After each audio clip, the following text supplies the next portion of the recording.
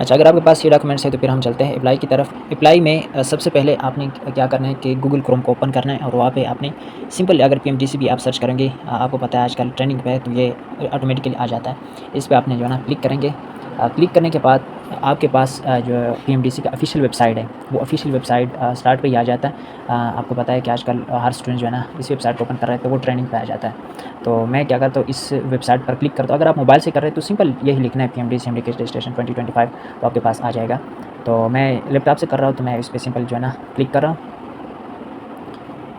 इस पर क्लिक करने के बाद आपके पास जो पीएमडीसी का ऑफिशियल वेबसाइट है वो ओपन हो जाएगा। यहाँ पे सबसे पहले आपने अपना ईमेल लिखना है। ईमेल जो भी आपका ईमेल ऐसा हो जो वर्किंग हो। अब मैं यहाँ पे जो है ना फॉर एग्जांपल हाइड कर देता हूँ क्योंकि ये फिर इनका रिस्ट्रिक्शन इशू आ जाता है। ये मैंने कोई जो है ना जनरली एक लिख लिया क्योंकि मैं डेमो अप्लाई करा। उसके बाद मैंने जो है ना जनरली पासवर्ड जो है ना वो क्रिएट कर दिया। इस पे क्रिएट करने ये लिखने के बाद उसके बाद आपके पास 2 ऑप्शन है, लॉगिन या रजिस्टर। अगर आपने ऑलरेडी अकाउंट क्रिएट किया हुआ है तो आपने लॉगिन पे क्लिक करना है और जो स्टूडेंट्स जिन स्टूडेंट्स ने नहीं बनाया तो वो इस रजिस्ट्रेशन वाले ऑप्शन पर क्लिक करेंगे।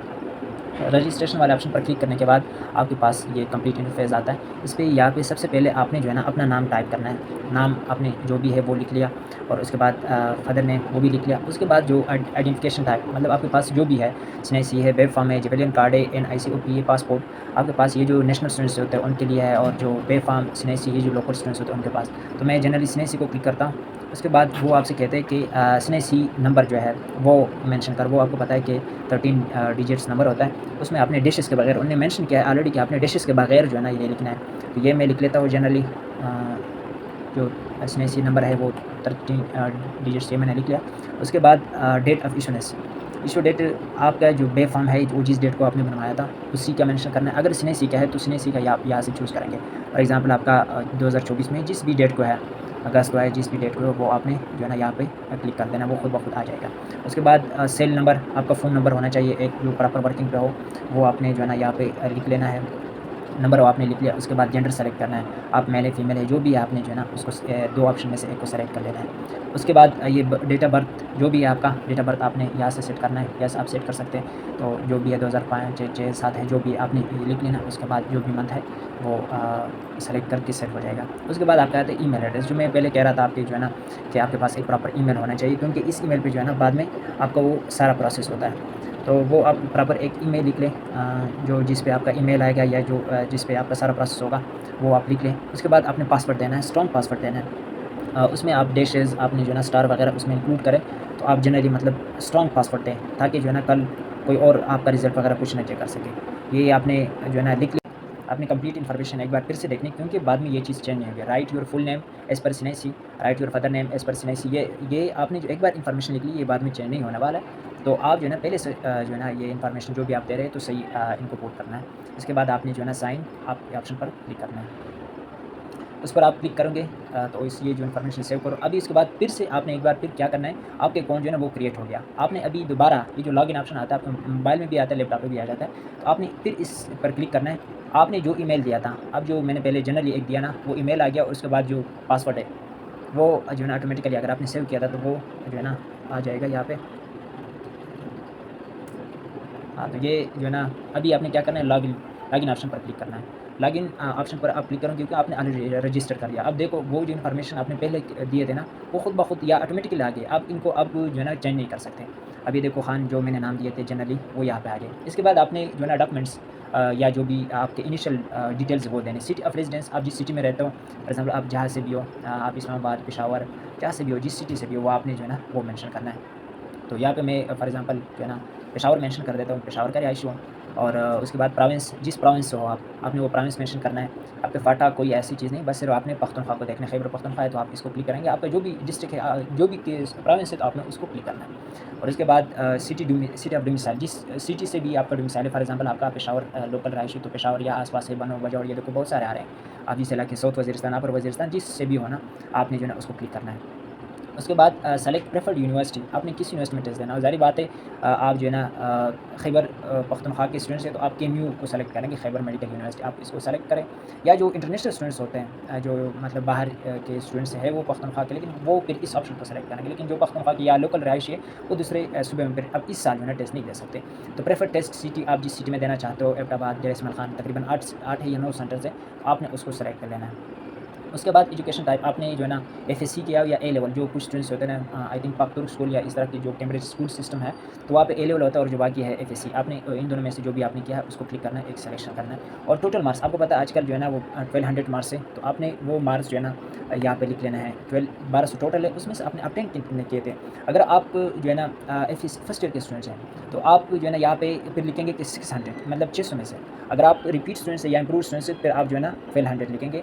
जो भी अगर आपके 1100 तो 1100 लेके, जो क्योंकि स्टूडेंट्स कुछ होते हैं 2-3 साल की रिपीट होता है, लेकिन जो फ्रेश स्टूडेंट्स है फॉर एग्जांपल जिनने 2024 में एफएससी किया हो, अभी जो है ना एक साल रिपीट है, तो वो 1200 मेंशन करे या इस तरह का मतलब चलता। फॉर एग्जांपल 600 मैंने यहाँ पे लिख लिया। उसके बाद अटेंड मार्क्स कितने आपने अटेंड किए थे, फॉर एग्जांपल 550 आपने जो है ना अटेंड किए थे, ये लिख लिए। उसके बाद आता है अपलोड योर रिसेंट पिक्चर। ये रिसेंट पिक्चर उन्होंने जो आगे क्लियरली मेंशन किया हुआ है कि 1 MB से बड़ा जो है ना आपकी पिक्चर की साइज़ वो जो साइज़ है वो 1 MB से बड़ा नहीं होना चाहिए। अब कुछ स्टूडेंट्स ये होते हैं उनकी आईफोन मोबाइल से या बड़े मोबाइल से पिक्चर बना लेते हैं तो वो अपलोड नहीं होते। तो वो आप जो है ना गूगल से किसी से भी जो है ना उसको कंप्रेस करके छोटा करवा सकते हो। फॉर एग्जांपल इस पर ये जो चूज़ फाइल, इस पर आप क्लिक करोगे तो आपके पास जो है ना डॉक्यूमेंट मोबाइल में जो भी होगा ना, आपने फॉर एग्जांपल इसको जनरली क्रिएटेबल को सेलेक्ट करता और अपलोड करता। इसके बाद अपलोड योर मार्कशीट, जो आपका प्रीवियस रिजल्ट है, फॉर एग्जांपल एफएससी आपका सेकंड ईयर डन है या आपने इंप्रूव किया है, तो आपके पास जो डीएमसी अवेलेबल है, आपका फर्स्ट ईयर का है या आपका सेकंड ईयर का है, तो आपने वो मार्कशीट जिसके मार्क्स आपने मेंशन किया तो वही आपने, क्योंकि ये बाद में फिर चेंज हो सकता है, वो आपने ये मैं जो है ना क्रिएटेबल का ट्रेंड से ये अपलोड करता।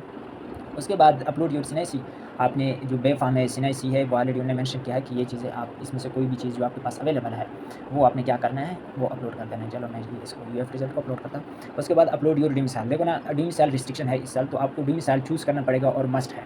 डोमिसाइल आपने जो है ना चूज़ किया, उसके बाद ओपन कर। ये जो है ना सारे डॉक्यूमेंट्स आपने एक बार फिर से देखने हैं, टेस्ट सेंटर देखना है कि जहाँ पे ये ना हो फॉर एग्जांपल आप जो है ना इस इलाके से टेस्ट सेंटर में आने का मसला हो, तो आप जो आपके करीब पड़ता है वो टेस्ट सेंटर आपने सेलेक्ट करना है। बाकी एक बार सारे जो डॉक्यूमेंट्स है जो भी आपने अपलोड किया सब कुछ एक बार चेक करना है और आपने अपनी डिटेल्स, टेस्ट सेंटर और आपने जो डिस्ट्रिक्ट है और मार्क्स है, ये सब कुछ आपने एक बार फिर से देखना है। उसके बाद लास्ट पे एक छोटा ऑप्शन आता है, ये बहुत सारे स्टूडेंट्स ये चीज़ जो है ना क्लिक नहीं करते, फिर उनका सबमिट नहीं होता।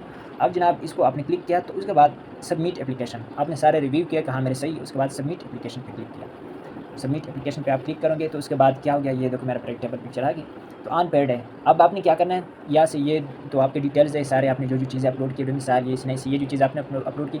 अभी आपने इस ये जो पे नो ऑप्शन है चालान जमा करना है, क्योंकि जो है ना उन्हें जो 9000 का बम गिरा है स्टूडेंट्स पर, क्योंकि वो तो ना स्टूडेंट्स की ख्याल तो है नहीं 2-3 अरब रुपये जो है ना जमा करके, अब क्या कह सकते हैं। अब पे नो जो है ना इस पर क्लिक करना है।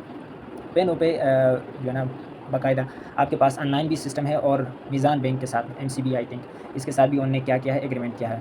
I agree that the payment is non refundable and non transferable. हाँ बिल्कुल हमें पता है कि आप लोग एक बार जो चीज़ छीन लेते तो वापस नहीं करते। तो ये जो है ना इफ़ यू ये अच्छा एक और बात है, अगर आप ये जो बैंक के इश्यूज़ है या आपके पैसे जो है ना वहाँ पे शो नहीं हो रहे या आपका पेमेंट पेंडिंग आ रहा है, तो ये जो लोग हैं असद रहमान या फ़हीम शेख, वैसे ये कॉल उठाते तो नहीं, लेकिन फिर भी जो है इनके नंबर पर आप ट्राई कर सकते हो। ये लोग जो है ना आपका फिर वो कोई भी इशू होगा वो सॉल्व हो जाए। यहाँ पे उन्होंने मेंशन भी किया कि pending payments are clear after 48 hours. अगर 48 आवर्स के बाद आपका नहीं होता तो फिर आपका हक बनता है कि आप इनसे कॉल करें, उनसे बात करें। ऑनलाइन पेमेंट आपके पास ऑप्शन है, आपने ऑनलाइन करना है, आपके पास कोई डेबिट कार्ड है वो आप कर सकते हैं, या आपको जो है ना बैंक चालान, अब जो है ना बैंक चालान पे क्लिक करता हूँ तो मेरे पास जो है ना चालान जनरेट हो गया।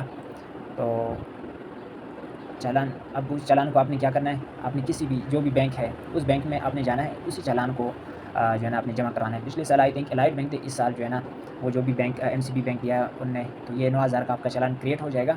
फिर आपने जो है ना इस पर कर देना है। अगर आप जो है ना ये ऑनलाइन पेमेंट क्यों करते हो ऑनलाइन, तो ऑनलाइन भी आपके पास ऑप्शन है, आपके पास कोई डेबिट कार्ड है वो है जो भी है, तो वो आपके पास वीज़ा कार्ड है तो वो आप उससे भी कर सकते हैं। वो थोड़ा ज़्यादा फैसिलिटेड है ये जो ऑनलाइन है, क्योंकि ये डायरेक्टली हो जाता है। जिसके पास डेबिट कार्ड है तो उसे रिक्वेस्ट करें प्लीज़ मैं आपको जो है ना पैसे सेंड करता हूँ, ये डायरेक्टली हो जाते हैं, आप जो है ना वो बैंक के तकलीफ़ से बच जाते हैं। तो मैं प्रेफ़र करूँगा कि इसको जो है ना ये जो ऑनलाइन पेमेंट है इसको कर दें और यहाँ से आपका डायरेक्टली हो जाएगा।